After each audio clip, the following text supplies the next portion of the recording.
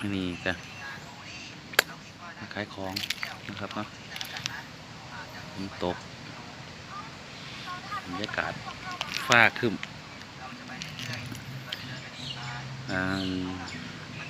ลูกค้าบ่หลายเขาก็สิได้กลับบ้านไปหน้าสิกลับบ้านไปหน้านะครับเนาะผมมีอย่างไรนี่คือสวนกล้วยเกษตรอำเภอเชียงยืนนะครับคร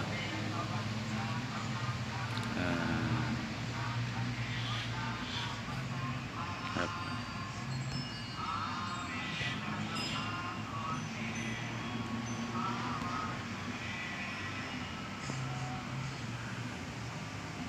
เกษตรเชียงยืนครับเสด็จกลับบ้านครับนั่งเล่น